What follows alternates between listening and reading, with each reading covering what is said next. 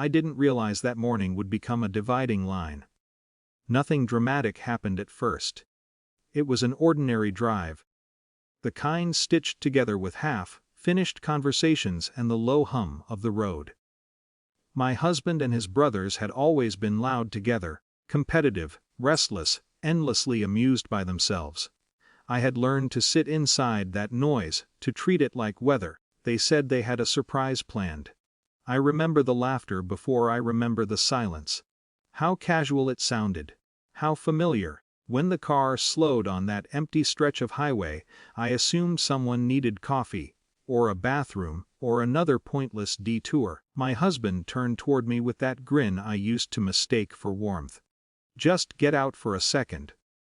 Even then, there was no alarm, only mild confusion. I stepped onto the gravel shoulder, the air dry and strangely still. The door shut behind me. Then the engine revved. At first, reflex, expecting the punchline to arrive. But the car rolled forward. Laughter spilled from the open windows, wild and boyish, echoing against the emptiness. Good luck. They accelerated. I watched the vehicle shrink into the distance, the sound dissolving into wind and nothing. It's strange how humiliation doesn't arrive as fire. It arrives as cold. There was no cinematic outrage, no dramatic collapse. Just a peculiar stillness spreading through me. The road stretched endlessly in both directions, indifferent and wide. My phone battery hovered near dead.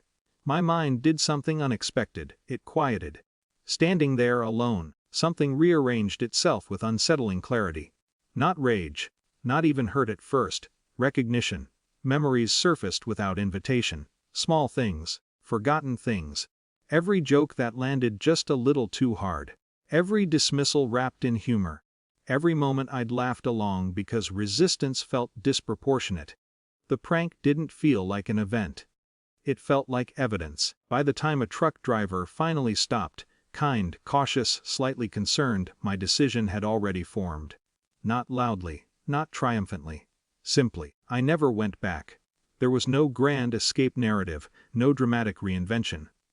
My life afterward was stubbornly unremarkable. A rented apartment with thin walls. A job that paid modestly.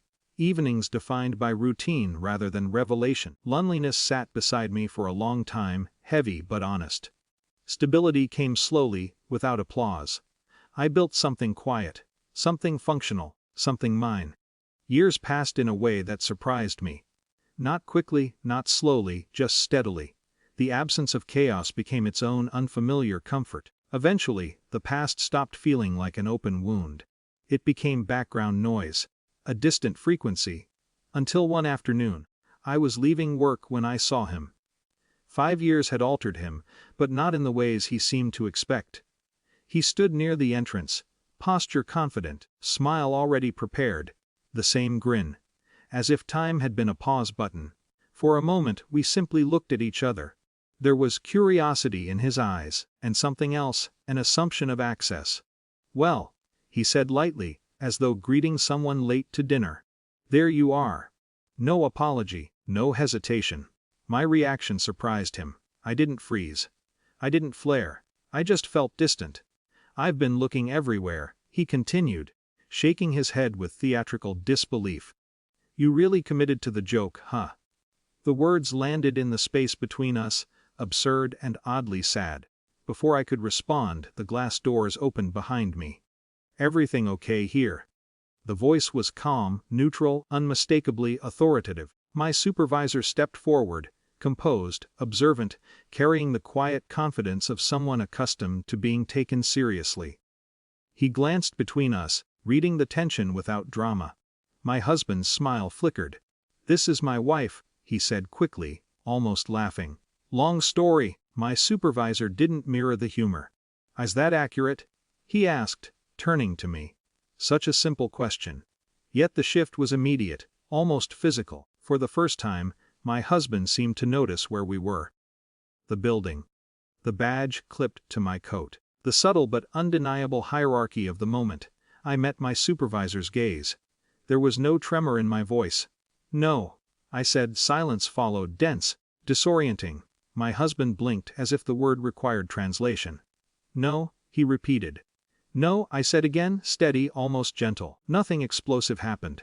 No accusations, no dramatic confrontation, just a recalibration. My supervisor nodded once, a small, decisive gesture. Sir, he said evenly, I'm going to ask you to leave the premises.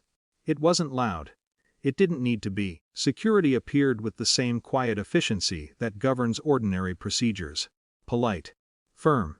Uninterested in personal history. My husband looked at me, confusion finally replacing certainty. As they guided him away, there was no rage in his face. Only disbelief, as if consequences were something that happened to other people. I watched him go. No satisfaction bloomed inside me. No triumphant surge. Only a strange, settled calm. Some endings aren't dramatic. Some are simply final.